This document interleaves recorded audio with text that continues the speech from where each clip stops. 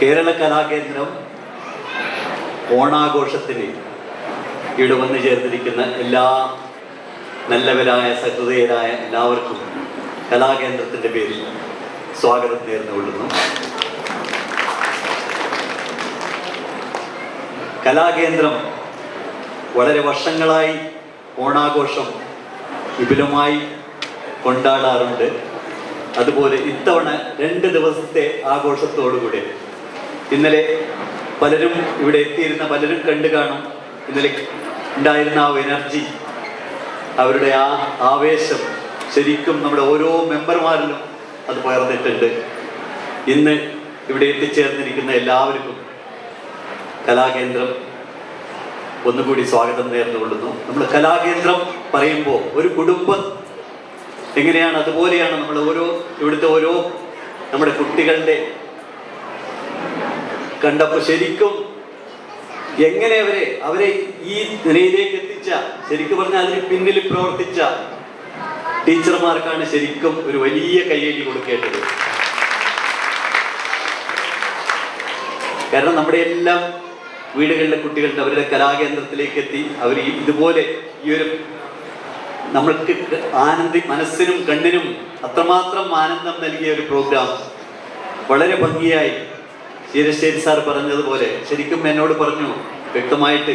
അതിൽ പലരും നല്ല ഭാവിയില്ല, അദ്ദേഹം പ്രത്യേകിച്ച് സൂചിപ്പിച്ചു 1-2 പേരുടെ കാര്യങ്ങളൊക്കെ വളരെ ഭാവിയുണ്ട്. അതിന് ശരിക്കും അതിൻ്റെ ടീച്ചർമാരുടെ കഴിവാണ്. നമ്മുടെ കുട്ടികൾ ഇതുപോലെ മുന്നോട്ട് കൊണ്ടുവരാൻ നമ്മൾ ഓരോരുത്തരും ഒരൊറ്റ കുടുംബമായി നമ്മൾ കലാകേന്ദ്രം പ്രവർത്തിക്കുന്നുണ്ട്. കൂട്ടായ്മയുടെ പ്രവർത്തനമാണ് ഈ സക്സസ്. നമ്മൾ കണ്ടു ഈ ഓണത്തിൻ്റെ ആഘോഷം പറയുമ്പോൾ നമുക്ക് പ്രത്യേകിച്ച് എല്ലാവർക്കും അറിയാം, ഒത്തൊരുമയുടെ കൂട്ടായ്മയുടെ ഒരു ആഘോഷമാണ് ഓണം.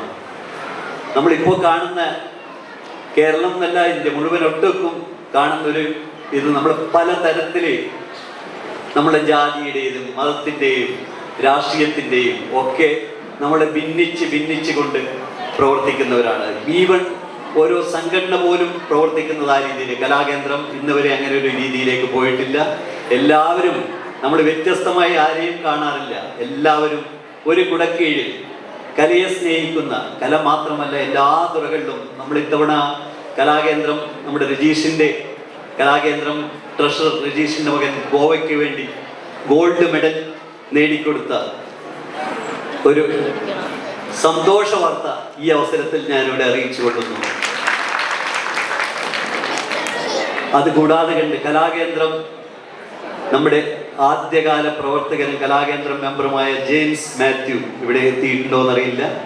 ജെയിംസ് മാത്യു 2 മാസത്തിനുള്ളിൽ 600 കിലോമീറ്റർ, നമ്മൾ പറയാം റിട്ടയർ ആയവർ വീട്ടിലിരിക്കണം എന്നാ പറയുന്നത്, സാധാരണ റെസ്റ്റ് എടുക്കണം. ഇപ്പോഴും റിട്ടയർ ആയിട്ട് ഇപ്പോഴും 200, 300, 400 കിലോമീറ്റർ സൈക്കിൾ ഓടിച്ച് എത്രയോ വേദികളിൽ അദ്ദേഹം മെഡൽ നേടിയിട്ടുണ്ട്. അപ്പോൾ നമ്മുടെ പ്രവർത്തന മേഖല ഒരിക്കലും റിട്ടയർ ആവുന്നില്ല. നമ്മുടെ എന്നും പ്രവർത്തിച്ചു കൊണ്ടേയിരിക്കാം. അതിന് ഉത്തമ ഉദാഹരണമാണ് നമ്മുടെ പ്രേമേട്ടൻ.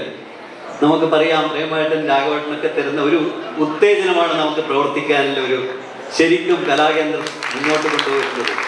നമ്മൾ അവരുടെ കൈ പിടിച്ച് ഓരോ കാര്യങ്ങളും എങ്ങനെ കൊണ്ടുപോകണമെന്ന് അത് ശരിക്കും പ്രത്യേകിച്ച് കൺവീനർ എന്നുള്ള നിലയിൽ മാത്രമല്ല എല്ലാ നിലകളിലും നമുക്കൊരു നല്ല വഴികാട്ടിയായിട്ട് ഏത് കാര്യങ്ങളുണ്ടെങ്കിലും നമ്മളിപ്പോൾ കലാകേന്ദ്രത്തിൻ്റെ ഒരു ഇത് തുറന്നു നോക്കിക്കഴിഞ്ഞാൽ എപ്പോഴും മനസ്സിലാവുന്നത്, എനിക്ക് കാണാൻ കഴിഞ്ഞിട്ടുള്ളത്, കുട്ടികൾക്ക് വേണ്ടി, മറ്റുള്ളവർക്ക് വേണ്ടി, യുവാക്കൾക്ക് വേണ്ടി എവിടെ ജോലി എവിടെയുണ്ടോ അന്നത്തെ പേപ്പറിൽ എന്ത് വന്നോ ആ കട്ടിങ് ആദ്യത്തെ പത്രത്തിൽ തന്നെ കാണാം. അത് എല്ലാ തരത്തിലും കലാകേന്ദ്രം എല്ലാ വേദികളിലും പ്രവർത്തിക്കുന്നുണ്ട്. കലയെ മാത്രമല്ല, നമ്മൾ കണ്ടു വയനാട് ദുരന്തം വന്നപ്പോൾ, അതുകൂടാതെ ഇതിനു മുന്നേ വന്ന പ്രളയം വന്നപ്പോൾ അന്ന് നമ്മൾ കണ്ടു പല ടെന്റുകളിലും അന്ന് മറ്റൊന്നുമില്ല, ജാതിയില്ല, മതമില്ല, ടെന്റുകളിൽ. ഇപ്പോൾ വയനാട്ടിൽ വന്ന ദുരന്തത്തിൽ 90ഓളം ടെന്റുകളിൽ താമസിക്കുന്നവർ ഒരുമിച്ചിരുന്ന് ഭക്ഷണം കഴിക്കുന്നു. അവർക്ക് പ്രാർത്ഥനയായാലോ മറ്റതായാലോ എല്ലാം ഒരുമിച്ചാണ്. അതാണ് മാവേലി കാണിച്ചു തന്നൊരു വഴി അതായിരുന്നു. നമ്മൾ പ്രളയം വന്നപ്പോൾ മാത്രമല്ല, അത് കഴിഞ്ഞാൽ അത് മറക്കരുത്, നമ്മൾ എന്നും ഒന്നാണ് എന്നുള്ള ചിന്തയോടുകൂടെ നമ്മളെല്ലാവരും പ്രവർത്തിച്ച നമ്മൾക്ക് എല്ലാ കാര്യങ്ങളിലും സക്സസ് ആയി മുന്നോട്ട് കൊണ്ടുപോകാൻ പറ്റും.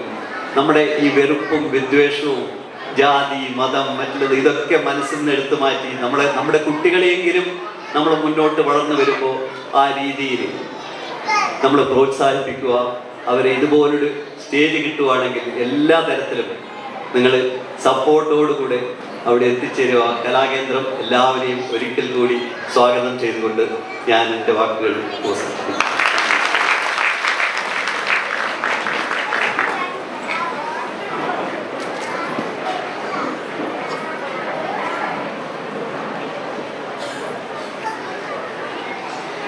നന്ദി സാർ. കലാകേന്ദ്രത്തിന്റെ പ്രവർത്തനങ്ങളെ കുറിച്ച് ഒരു വിവരണം നൽകുവാനായി സെക്രട്ടറി KP ജോൺസൺ സാറിനെ ക്ഷണിച്ചുകൊള്ളു.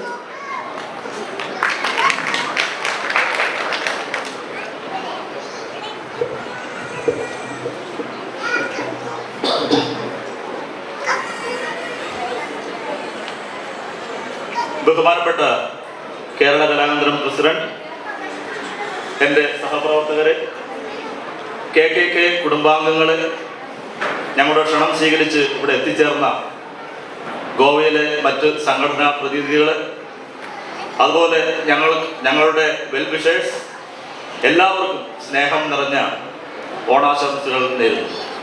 ഇവിടെ ഒരു ചെറിയ പ്രവർത്തന റിപ്പോർട്ട് മാത്രമാണ് അവതരിപ്പിക്കാൻ ഉദ്ദേശിക്കുന്നത്. 2-3 മിനിറ്റിൽ തീർക്കുന്ന ഒരു റിപ്പോർട്ട്. 1981 കേരള കലാകേന്ദ്രം രൂപീകൃതമായത്. ഈ സംഘടന ഇന്ന് വളരെ ഊർജ്ജസ്വലതയോടെ മുന്നോട്ട് പോകുന്നത് കേരള കലാകേന്ദ്രത്തിൻ്റെ എല്ലാ അംഗങ്ങളുടെയും പൂർണ്ണ പിന്തുണ ഉള്ളതുകൊണ്ട് മാത്രമാണ്. കലാകേന്ദ്രത്തിൻ്റെ പ്രവർത്തനങ്ങളുടെ ഒരു ചെറിയ റിപ്പോർട്ട് നിങ്ങളുടെ മുന്നിൽ അവതരിപ്പിക്കുന്നു. ഞങ്ങൾ നടത്തുന്ന പ്രവർത്തനങ്ങൾ ചില KKK dance class 2012 Shrimati Kalamandalam Savitha സവിത്തിൻ്റെ ശിക്ഷണത്തിൽ ആരംഭിച്ച ഡാൻസ് ക്ലാസ്സിൽ നിന്നും കുറേയധികം കുട്ടികൾ പഠനം പൂർത്തിയാക്കി സർട്ടിഫിക്കറ്റുകൾ കരസ്ഥമാക്കിയിട്ടുണ്ട്. കൂടാതെ ഇപ്പോൾ പഠിച്ചുകൊണ്ടിരിക്കുന്ന കുട്ടികളിൽ ലെവൽ 1-ൽ 5-ഉം ലെവൽ 2-ൽ 2-ഉം കുട്ടികൾ ഉന്നത വിജയം നേടിയിട്ടുണ്ട്. ഇപ്പോൾ 15 കുട്ടികൾ പഠിച്ചുകൊണ്ടിരിക്കുന്നു. ഒക്ടോബർ മുതൽ പുതിയ ബാച്ച് ആരംഭിക്കുന്നു. അതിൽ നമ്മുടെ ഡാൻസ് ക്ലാസ് നടക്കുന്നത് ഗോകുളിലെ WRD റൂഫ് ടോപ്പിലാണ് നടക്കുന്നത്. സംസ്ഥാന സർക്കാരിൻ്റെ സഹകരണത്തോടെയാണ് നമുക്ക് ആ സൗകര്യം കിട്ടിയിട്ടുള്ളത്. അതിൽ എല്ലാ ഞായറാഴ്ചയുമാണ് ഈ ക്ലാസ്സുകൾ നടക്കുന്നത്. രണ്ടാമത്തത് KKK ഡ്രോയിങ് ക്ലാസ്. 2016 മുതൽ പ്രശസ്ത കാർട്ടൂണിസ്റ്റായ ശ്രീ അരവിന്ദൻ പയ്യന്നൂരിൻ്റെ ശിക്ഷണത്തിൽ ചിത്രകല ക്ലാസ് നടക്കുന്നു. 20ഓളം കുട്ടികൾ പഠിക്കുന്നു. പക്ഷേ സാറ് ഈ അടുത്തിടയ്ക്ക് ട്രാൻസ്ഫറായി നാട്ടിൽ പോയതുകൊണ്ട് ക്ലാസ് ഇപ്പോൾ മുടങ്ങിയിരിക്കുകയാണ്. പക്ഷെ ഒരു പകരം സംവിധാനം ഞങ്ങൾ ഒരുക്കുന്ന തിരക്കിലാണ്. അടുത്തതായിട്ട് മലയാളം മിഷൻ ക്ലാസ്സാണ്. കേരള സർക്കാർ പൊതുവിദ്യാഭ്യാസ വകുപ്പിൻ്റെ കീഴിലുള്ള മലയാളം മിഷൻ ക്ലാസുകൾ 2013 മുതൽ കേരള കലാകേന്ദ്രം ഓഫീസിൽ നടത്തി വരുന്നു. 5 അധ്യാപികമാരും 50ഓളം പഠിതാക്കളും ഇപ്പോൾ നിലവിലുണ്ട്. 5 കുട്ടികൾ 10ാം ക്ലാസ് തുല്യതാ പരീക്ഷയായ നീലക്കുറിഞ്ഞി സീനിയർ ഹയർ ഡിപ്ലോമ പരീക്ഷയിൽ വിജയികളായി എന്നത് ഏറെ അഭിമാനിക്കുന്നു. നിസ്വാർത്ഥ സേവനം അനുഷ്ഠിച്ച് കൊണ്ടിരിക്കുന്ന കലാകേന്ദ്രത്തിൻ്റെ അധ്യാപികമാരായ ശ്രീമതി ബ്രില്ലി ജോൺസൺ, സൗമ്യ രജീഷ്, ഗീത സുനിൽദാസ്, മിഷ സാജൻ ആൻഡ് മിനി വിനോദ് എന്നിവരോടുള്ള കലാകേന്ദ്രത്തിനുള്ള നിസ്സീമമായ സ്നേഹവും നന്ദിയും കടപ്പാടും ഈ അവസരത്തിൽ അറിയിക്കുന്നു. വയനാട്ടിൽ ഉണ്ടായ ദുരന്തത്തിൽ സകലം നഷ്ടപ്പെട്ടു പോയ സ്വന്തം സഹോദരങ്ങളെ സഹായിക്കാനുള്ള ഒരു മനോഭാവം കുട്ടികളിൽ ഉണ്ടാക്കുന്നതിന് വേണ്ടിയിട്ട് മലയാളം മിഷൻ നടത്തിയ വയനാടിനൊരു $1 എന്ന പദ്ധതിയിൽ കേരള കലാകേന്ദ്രത്തിലെ കുട്ടികൾ വളരെ ഉത്സാഹത്തോടെ പങ്കുചേരുകയും 16,370 രൂപ സ്വരൂപിച്ച് മലയാളം മിഷൻ ഗോവ ചാപ്റ്ററിനെ ഏൽപ്പിക്കുകയും ചെയ്തു. 4. കേരളത്തിൽ നിന്നും കാണാതായി ഗോവയിൽ എത്തിച്ചേർന്ന ആളുകളെ കണ്ടെത്തുന്നതിന് വേണ്ടി കേരള കലാകേന്ദ്രം അംഗങ്ങൾ വളരെ സജീവമായി പ്രവർത്തിക്കാറുണ്ട്. 5. പ്രശസ്ത എഴുത്തുകാരനും വാഗ്മിയുമായ ശ്രീ പായിപ്ര രാധാകൃഷ്ണൻ സാറിനെ പങ്കെടുപ്പിച്ചുകൊണ്ട് ഒരു സാംസ്കാരിക പ്രഭാഷണം കലാകേന്ദ്രം ഓഫീസിൽ വെച്ച് കലാകേന്ദ്രം നടത്തുകയുണ്ടായി. 6 രക്തദാനം മഹാദാനം എന്ന ജീവകാരുണ്യ പ്രവർത്തനം കലാകേന്ദ്രം ഈ വർഷം സംഘടിപ്പിച്ചു. അതിൽ 30ഓളം പേർ രക്തം ദാനം ചെയ്യുകയുണ്ടായി. അടുത്തത്, ഈ വർഷം വയനാട്ടിലുണ്ടായ ഉരുൾപൊട്ടലിൽ നാശനഷ്ടം നേരിട്ടവരെ സഹായിക്കുവാൻ മുഖ്യമന്ത്രിയുടെ ദുരിതാശ്വാസ നിധിയിലേക്ക് 1 ലക്ഷം രൂപ കൊടുക്കുവാനായിട്ട് കേരള കലാകേന്ദ്രം തീരുമാനിച്ചിരിക്കുന്നു. നിങ്ങളുടെ എല്ലാവരുടെയും സഹകരണം ഒന്നുകൊണ്ട് മാത്രമാണ് ഈ പ്രസ്ഥാനം വളരെ ഭംഗിയായി മുന്നോട്ട് പോകുന്നത്. തുടർന്നും പൂർണ്ണ സഹകരണം പ്രതീക്ഷിച്ചുകൊണ്ട് സെക്രട്ടറി കേരള കലാകേന്ദ്രം മടുകാവ്.